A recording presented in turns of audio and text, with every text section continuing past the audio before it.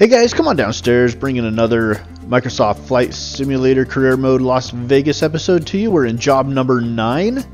Let's do a quick recap of job number 8. We took a poker player to Catalina Island as a replacement for a televised poker game. We made it there. It was 235 nautical miles, our longest trip yet. Made $11,750 from that. $386 of fuel. We are just under $100,000. And our fleet consists still of our 1980 Cessna 152. Value of $45,000. And we are at North Las Vegas Airport once again. December 23rd of 2022. Job number 9, the Caveman. Our work order today. A local spelunker heard about a newly discovered and unexplored cave in the mountains near Baghdad, Arizona. Get him and his equipment there ASAP. He wants to be the first to explore it. So, we are headed south to Baghdad, Arizona in our little Cessna 152. Let's get it fired up. Rich mixture. Throttle quarter of the way open. Battery and alternator on. Beacon light on. Prime it a couple of times. And we will fire it up.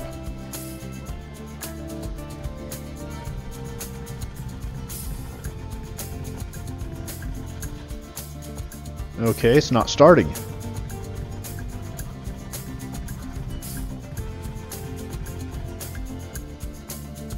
And for some reason our fuel valve shut back off. Well, I don't know how that happened. It's the second time that's happened. Okay, well, I'm not sure what I've got going on with my control settings, but something keeps turning that off. Alright. Let's get some lights on. And adjust the mixture. Probably being a little bit too technical with the mixture. Probably just adjust it a little bit. Don't think it needs to go all the way back to 50%, and then alright, well, about 72%. We're just over 2,000 feet in elevation in Las Vegas. Alright, we'll check the magnetos here.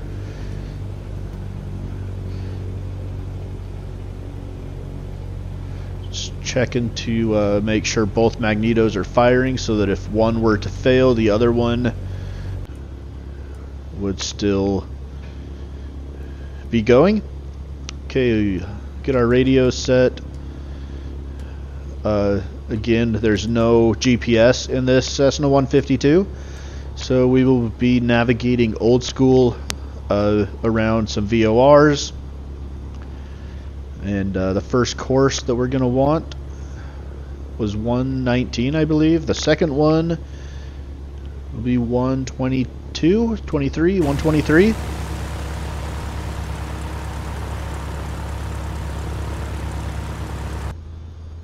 Las Vegas Airport information, Oscar 2200 Zulu. Wind tree 49er at tree. Visibility 10. Sky condition, no clouds below 12,000. Temperature, 9er. Dew point, 10. Altimeter tree 0.1 tree. ILS runway 12 left and visual runway 12 right in use.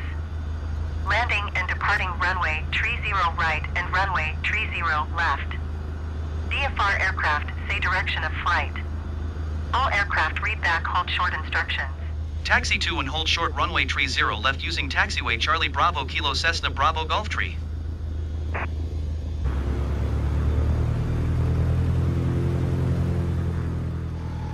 Okay, let's taxi to runway 30 left.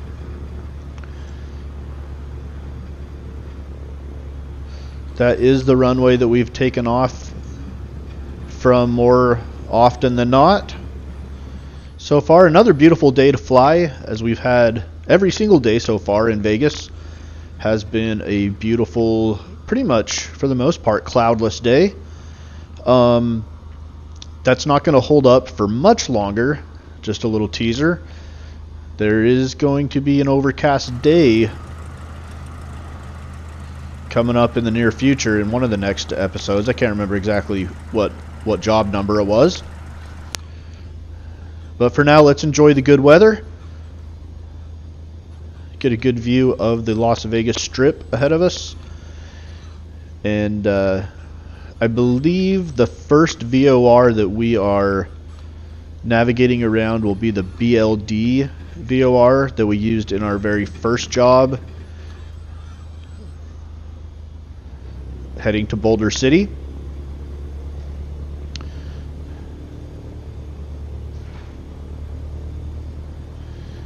Alright, so we've reached runway 30 left. We're going to do our run up here.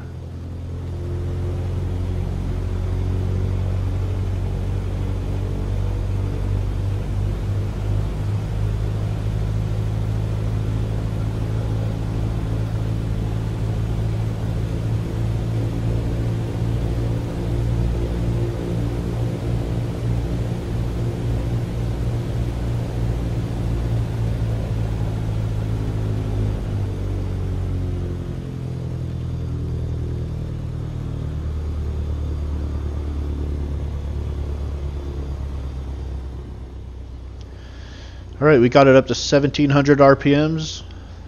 No issues there.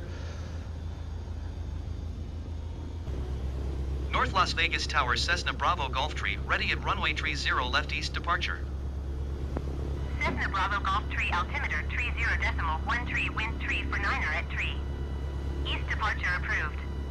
Cleared for takeoff, runway 30 left. Alright, cleared for takeoff. Cessna Cleared Bravo for Golf takeoff, 3. Runway 30 left, Cessna Bravo Golf Tree.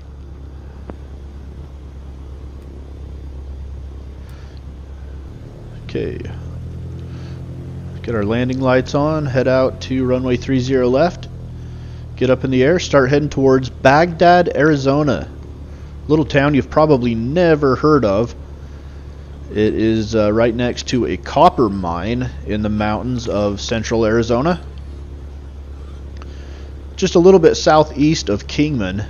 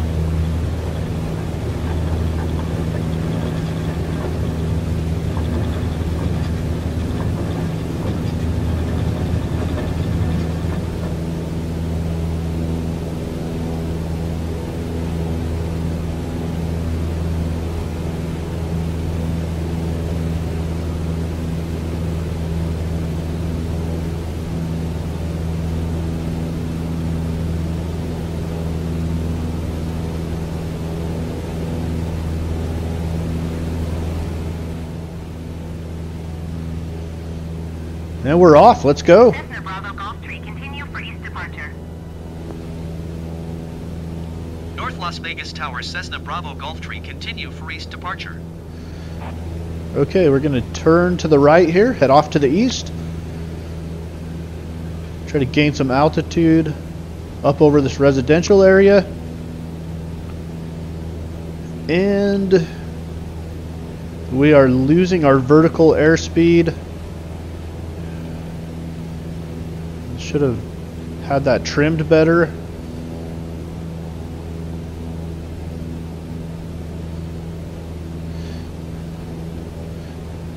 Really, for the most part, paying more attention to my indicated airspeed than my vertical airspeed or vertical speed.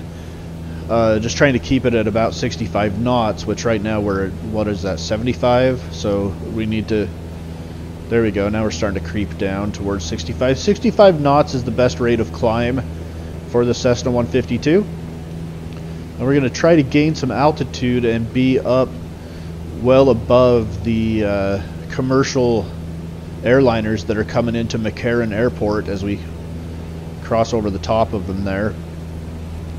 So we'd like to gain as much altitude as we can. I don't exactly remember where we were at cruise altitude wise on this flight, but I know there's some decent mountain ranges between here and Baghdad, Arizona. It's a nice view of downtown Las Vegas and the Strip.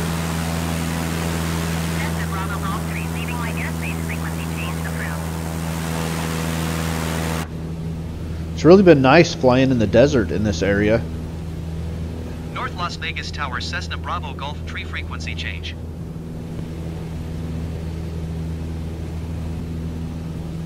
So far we haven't really had to deal with much weather at all. We've had a little bit of wind in our first couple of episodes. I think we dealt with the wind a little bit. But since then it's just been really nice flying weather. And for the most part, pretty smooth sailing. Our last job, we went all the way to Catalina Island in Avalon. We stopped in Barstow, California to fuel up because we probably would have made it all the way on a full tank to Avalon, but I didn't want to take the chance depending on if we had a headwind or not. So I just basically planned a stop in Barstow to fuel up. And this one will definitely get to Baghdad on this tank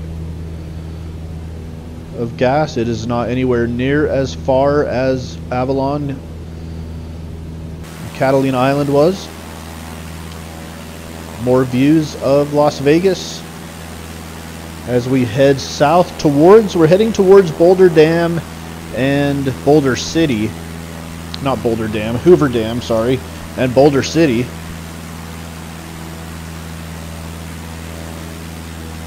And the sun is high here in Las Vegas. It's an afternoon, evening flight. It's actually a late afternoon flight. We're trying to get this guy to Baghdad before it gets dark.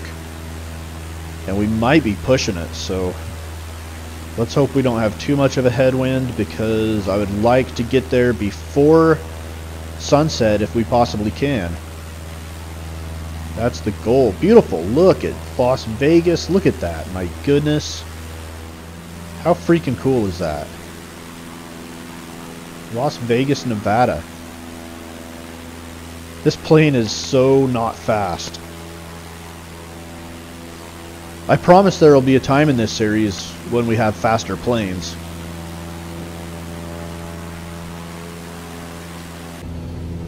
But it might not be fast, but it's a pretty dang fun plane to fly, not gonna lie. Something super rewarding about not relying on your GPS, not relying on autopilot, and getting yourself from point A to point B in an area that you're not super familiar with. Something that's really fun about that with this plane. I've really enjoyed that. Alright, we have gained some pretty good altitude here. We are out of the Las Vegas Valley, and we are looking down at Lake Mead and a little bit above Boulder City, which was our first job. Would it take us like 15 minutes to get there or less? Why did that first job seem to take so long? I guess we took a roundabout little sightseeing.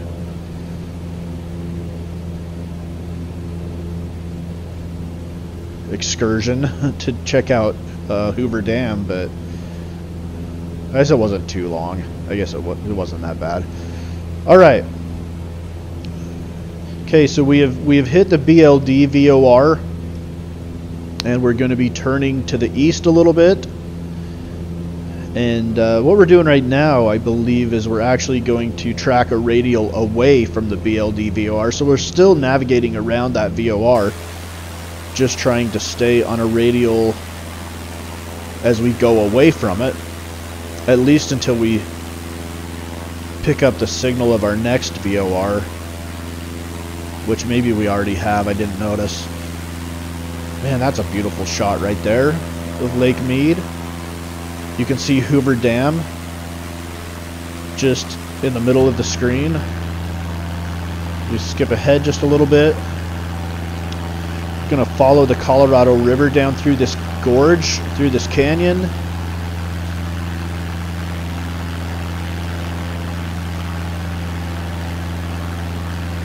One of our jobs, we followed the Colorado River right down to Lake Havasu. Well, we didn't actually follow the Colorado River. I take that back. We met up with the Colorado River after heading down the west side of the Las Vegas Valley on our way to Lake Havasu. That was one of the jobs that we have done. If you're new to this little series, if you are new to it, let's explain what we're doing here. Microsoft Flight Simulator, really cool game.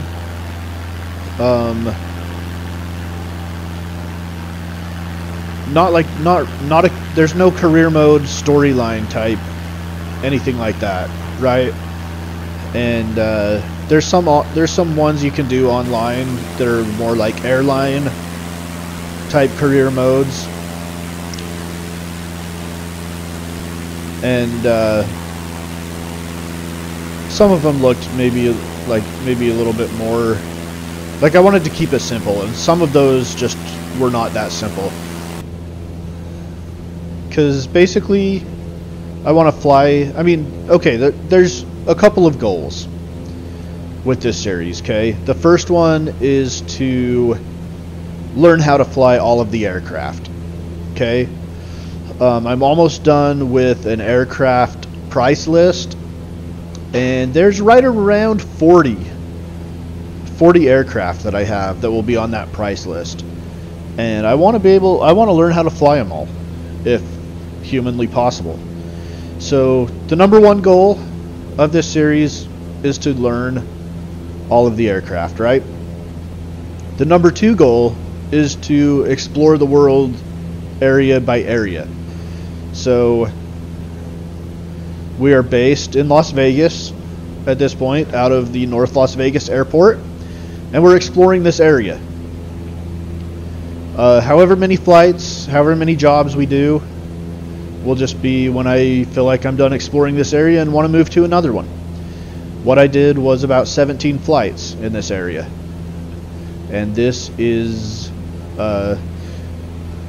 flight number 9, or job number 9. So I did 17 jobs in the area of Las Vegas. I'm way ahead. It obviously Flight 2075 heavy contact, Las Vegas, approach on 125.025. It obviously takes a lot of time to 116 contact, Los Angeles Center on 124.625. to cut up the videos. It takes a lot of time. It also takes time and opportunity to do the commentary on them. I've got a 4-year-old and a 2.5-year-old that don't afford me the opportunity to do commentary as often as I would like. So we've been a little bit slow out of the gates with this, but I basically play this every night and do a new job basically almost every night. So I'm way ahead of what are we on, December 23rd here? So yeah, I'm like a month ahead of us of where we're at in the series as far as uploading videos go. Anyway, man, I got off on a tangent there. So yeah, so number one goal is to learn the aircraft. Number two goal is to explore the world area by area. And rather than just being like, okay guys, today I'm going to fly from here to here, that's great. We're going to have just jobs with little storylines. Nothing crazy, nothing ridiculous. Just throw out a reason why we're flying, where we're flying. That might help us learn the area a little bit too, because the jobs will be area specific. Obviously we're going to the mountains here to find, you know, where this they discovered a cave that this guy wants to explore. Cool. We've gone to take mine inspectors up to Ely, Nevada, because there's silver mines up there. So we're learning the area, right? We went to Death Valley a few jobs ago. Took a geology professor there.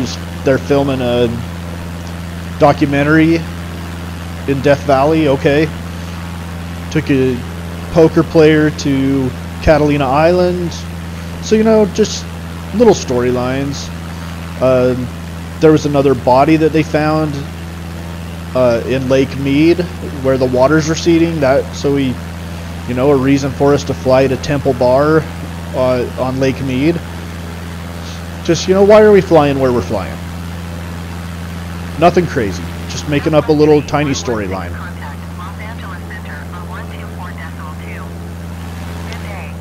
And I kind of set it up a little bit, I mean a little bit like SnowRunner. I don't know if you've all played SnowRunner, but you had different jobs to accomplish, make money, buy new trucks.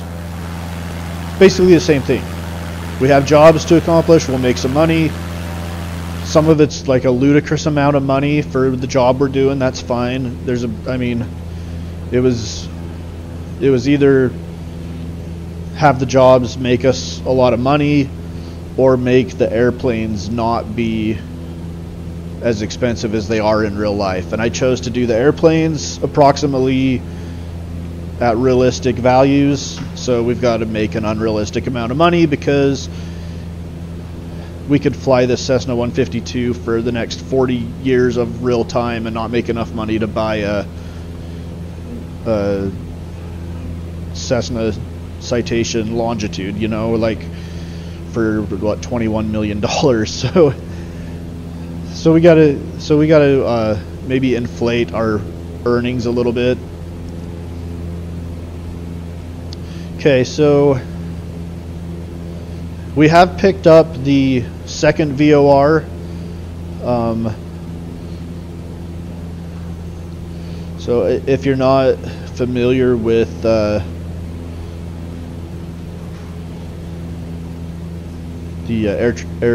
aircraft navigation, I'll explain it to you here in a second as soon as we get back in the cockpit. Try to explain what we're doing with the navigation here to some of you who might be new to it. And I apologize, I think I probably sound really nasally and like I can't breathe, and I've got a cold, I can hardly breathe. Can't breathe through my nose at all. It's been miserable. We got to do what we got to do. Yeah, this has been a really pretty flight. It helps that the sun's going down. That just, if you know photography, that's the best time to take outdoor pictures, either in the morning when the sun's just coming up or in the evening as the sun's going down. The light is less harsh, more shadows created. Just a prettier time to take pictures, and apparently a prettier time to fly as well. Okay, so we are coming into Kingman, Arizona, I believe. Straight ahead is the Kingman Airport, and I think the VOR that we're tracking is actually located at the Kingman Airport. Delta 139er traffic is 3 o'clock, 4 miles. If I remember correctly. My cousin grew up in Kingman, Arizona. He now lives in Ogden, Utah. But he grew up in Kingman, so I've been to Kingman 3 or 4 times in my life. Man, that's pretty. Just the shadows, the colors, the light. Hopefully we can beat the sun and try to get to this airport up in the mountains before the sun goes down. I don't really want to be flying around looking for an airport in the mountains in the dark. Not in this Cessna 152. Especially considering I don't think there was a VOR at this airport, so we are going to be tracking a radial away from a VOR. Anyway, let's explain the VOR to you real quickly. Okay, so you see You see the radio stack with all the numbers and the red, like digital numbers. As I'm going to look away and look outside, of course. Come on, pilot, look back. This is going over really well.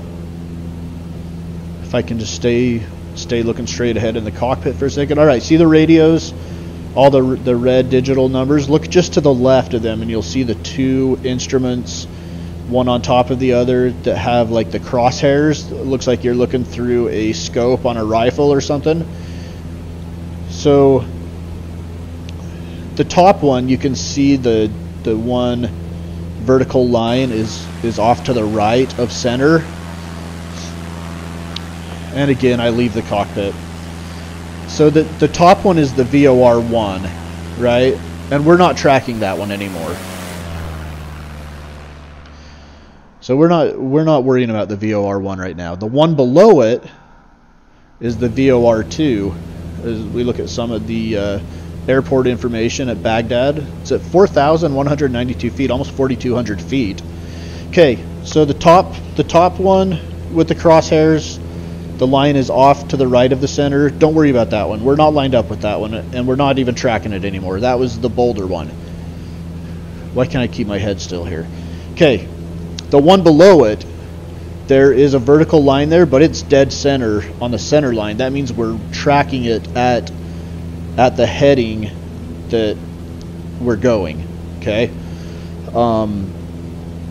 So if we were, like, if you think of like an imaginary line that goes from us straight to the airport, that's what we're trying to stay on.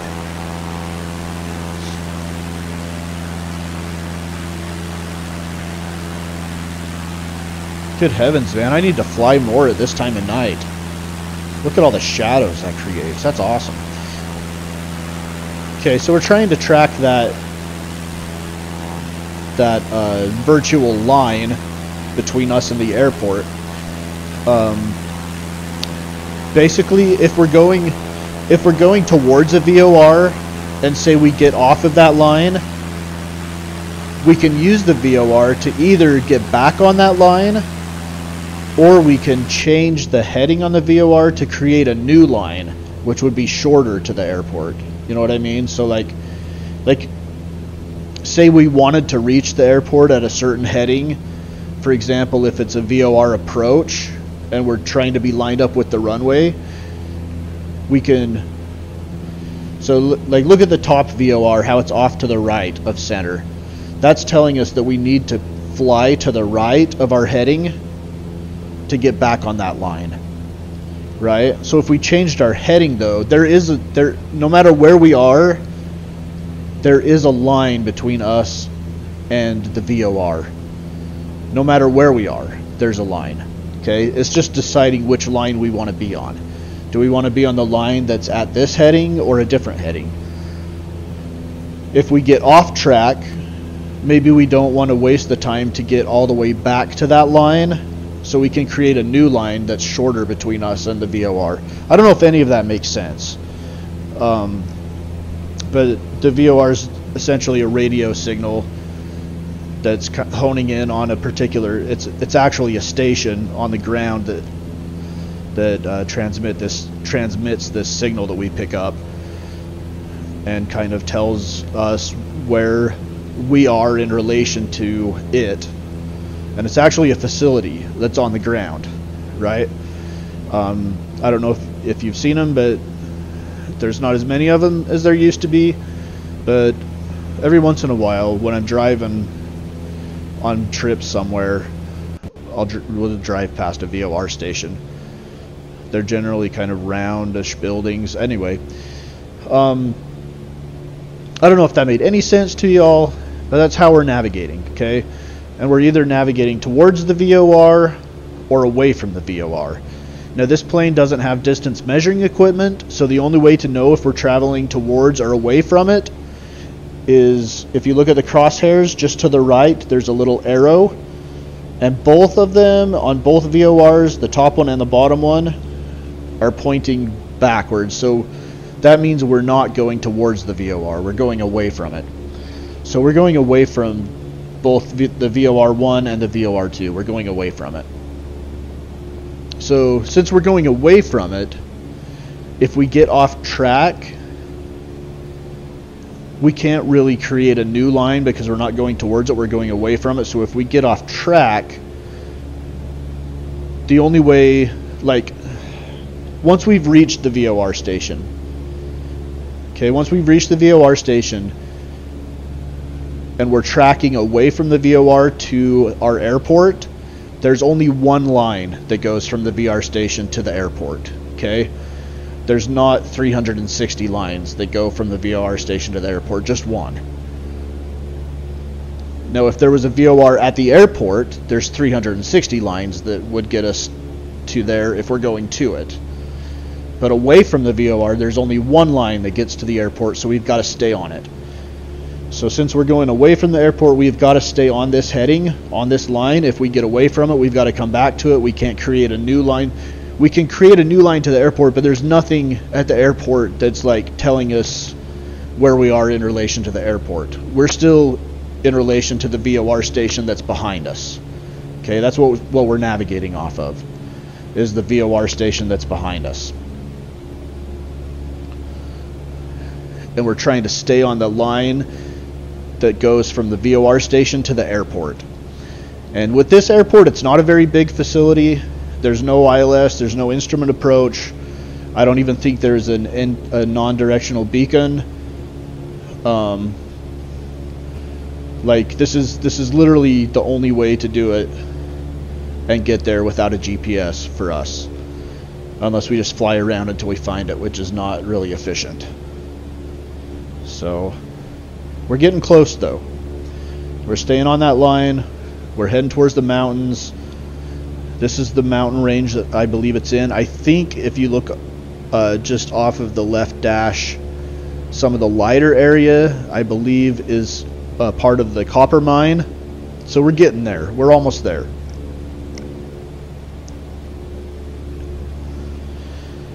We're getting there. Sun's almost down as well. We might be pushing it. So you guys have listened to me yammer on a lot in this episode. I haven't really talked through all of the jobs, but I'm trying to talk through this one. My kids are laughing at me.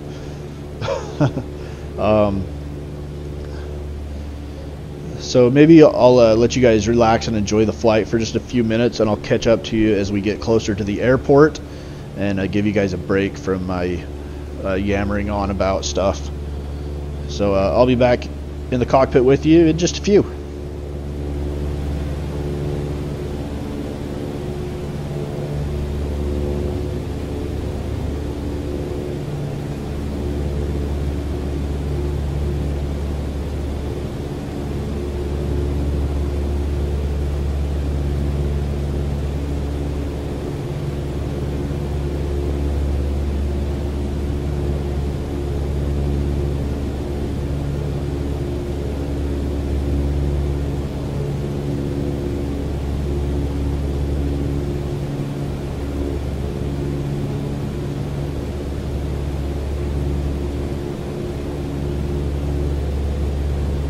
Kilo Bravo Alpha Hotel traffic Cessna Bravo Golf Tree 9er miles east 7,100 feet inbound to land runway 19er.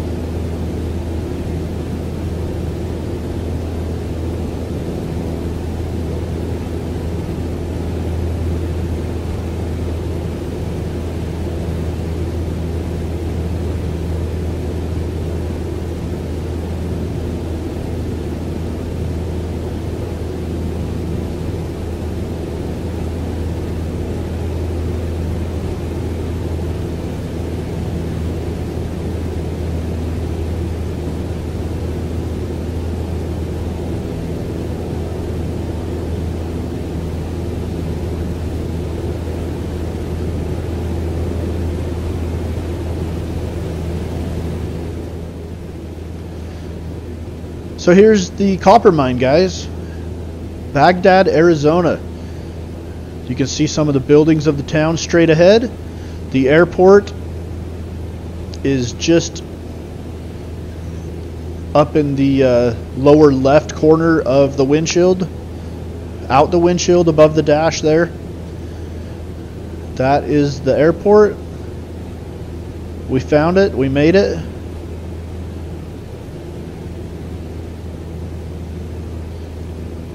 Keeping on that radial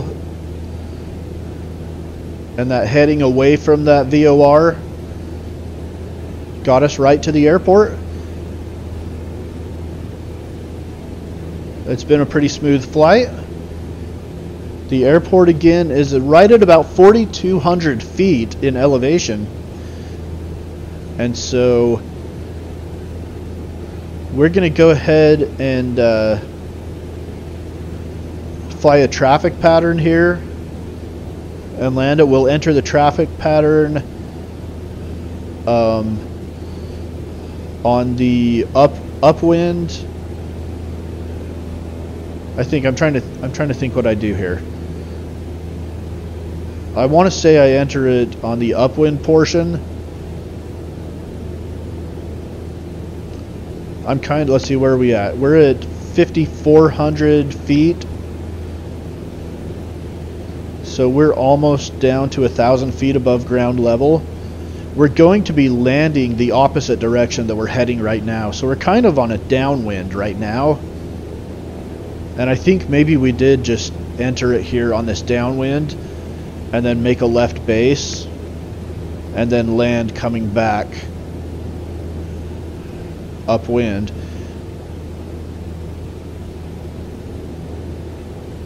So there's our copper mine out there. There's our runway, little airport, and we are directly above the town of Baghdad. It's kind of a cool looking little town up in the mountains. Unfortunately, we can't see it because it's right underneath our plane. Alright, we've dropped down to about 5,300 feet, which is about 1,000 feet above ground level, above the touchdown zone of this runway. We got to watch terrain a little bit, so we move ahead just a bit, kind of skip ahead just a little bit.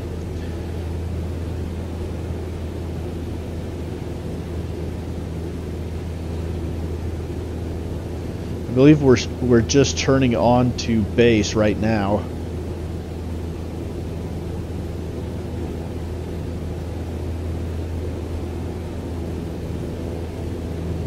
And we're staying at about 5,200 feet. We want to stay about 1,000 feet above the airport elevation.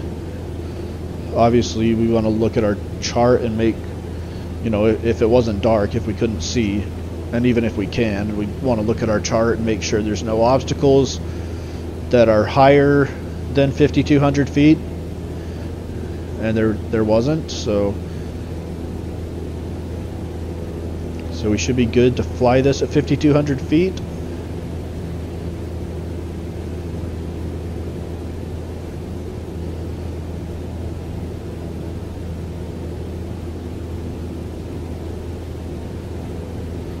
Trying to figure out what I did here. Okay, you know what?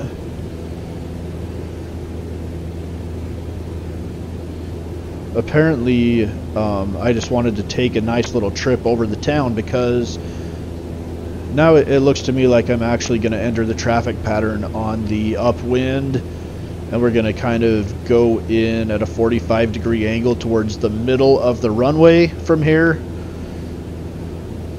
So you can see the sun is still up, but it's getting there. It's starting to go down. But we're going to. So I guess officially I didn't consider myself in the traffic pattern there, even though I kind of was on a downwind. I might as well have been. Cessna Bravo Golf Tree is on upwind runway 19er. I guess I just wanted to practice a full traffic pattern, so I circled around, and I'm going to join it on this upwind right here. So upwind, we're flying directly over the runway, At 1,000 feet above ground level, we've actually dropped too much. We're about 800 feet above ground level now.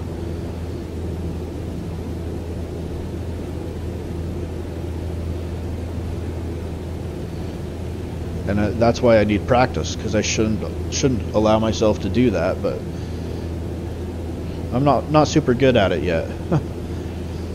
But here's a good look at the town of Baghdad, Arizona, up in the mountains. Basically built around this copper mine, I'm sure.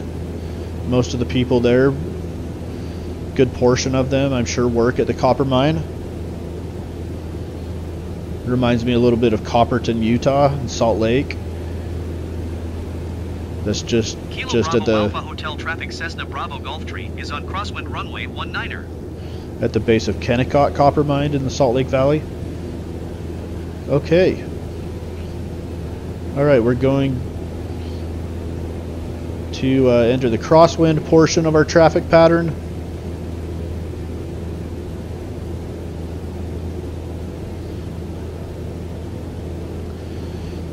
And when possible, I always try to fly a left turning traffic pattern, like a NASCAR race, all left turns. Try to do that because it is easier to keep the runway in sight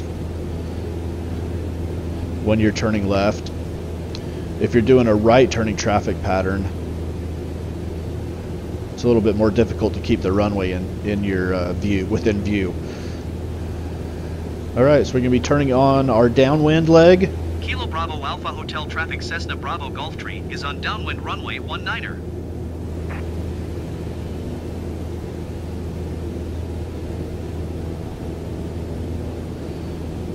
Okay, so we're heading downwind. We're still too low. We're about 300 feet too low. We really should be at about 5,200 feet. We're at 4,900 feet. The runway is just under 4,200 feet. So yeah, we're too low. Too low here.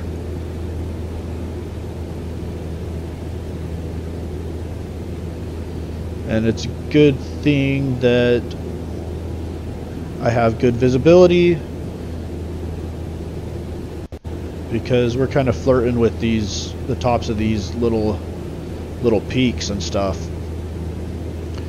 So I think we're going to the little peak that's straight ahead of us. I think we're going to fly to it and then wrap our base leg around it, which is actually good practice for our next job. Our next job, we are taking a guy and dropping him off off of a dirt runway in the southern Sierra Nevada mountains for a little fly fishing trip. And you'll see that airport, you'll see then that flying this traffic pattern was a good little practice for that one. Anyway, yeah, we're way too low. Now we're down to 4,800 feet, so we're 400 feet too low here, and we just skimmed the top of that peak. If it was dark, we're really flirting with disaster, because I would not be able to see the ground at all. There are no lights down there. Kilo Bravo Alpha Hotel traffic Cessna Bravo Golf Tree is on base runway 19er. Alright, we're going to turn on to base.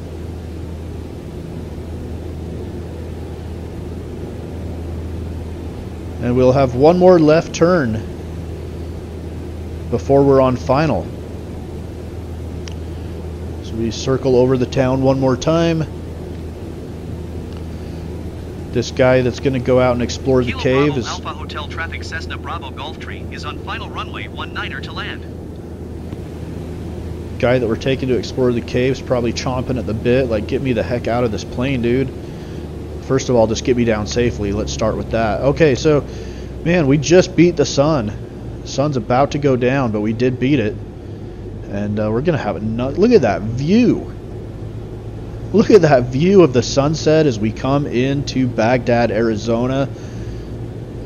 Looks like a nice little, probably a man-made plateau right here to build the airport. All the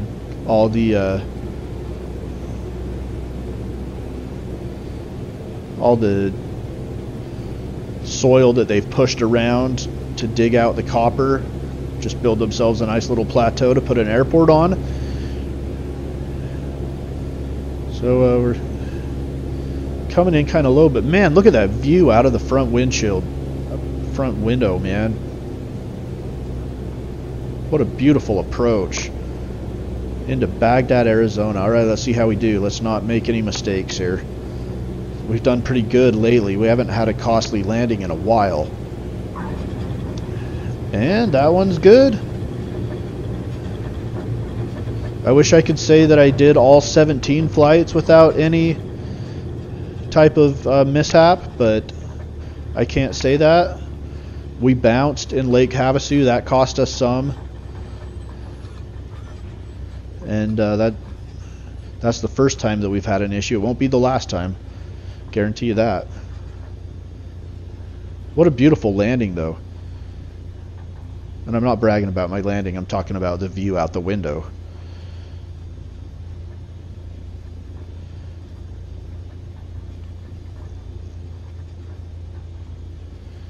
Okay, so we're down. We made it from Las Vegas to Baghdad, Arizona, in the mountains of central Arizona, a little bit south and east of Kingman.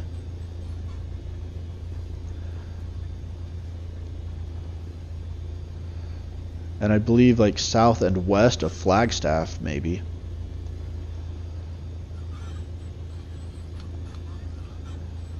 Okay, so we got to find... We're at the end of the runway, so it'll be right here, but find a way to get off the runway. Looks like we're going to have to vacate clear at the end here. So we get caught kind of just admiring the view.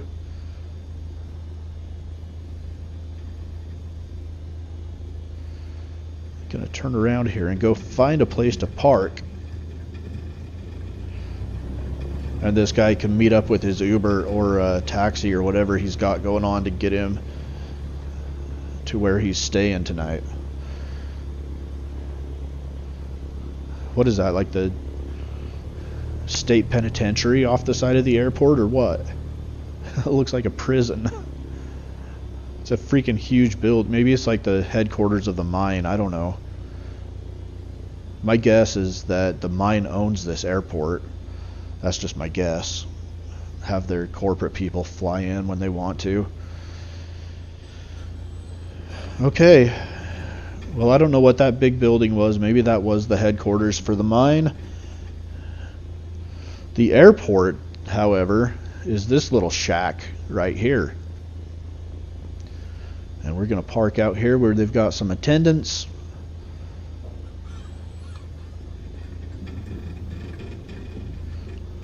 Oh, actually, we're going to pull in here to the fuel dock real quick. And see where we're at fuel-wise. 1.53 gallons. So we burned 9.94 gallons of fuel.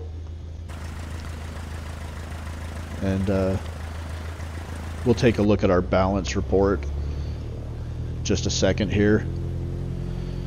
But let's get this plane over where we can park it and shut her down.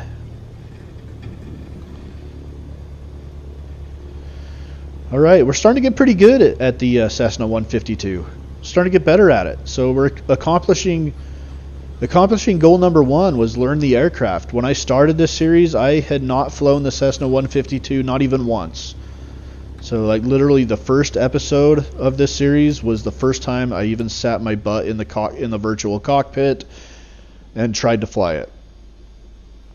I feel like I've improved quite a bit over the first 9 episodes. Okay, we're down. Baghdad, Arizona. We did it. We accomplished job number 9. We fulfilled our work order. Got this guy here. There's a look at the copper mine, the town of Baghdad. And the sunset off in the distance. Let's take a look at how we did in this job and where we stand. Okay, we started with $99,598.64. We made $7,200 on 144 nautical miles. We used 19.88 gallons of gas. Cost us $238.56. Our ending balance, $106,560.08 as of December 23rd, 2022. All right, up next, we fly a guy to the southern Sierra Nevadas for a fly fishing trip and a little dirt runway landing here on Mama's Basement, Career Mode, Las Vegas.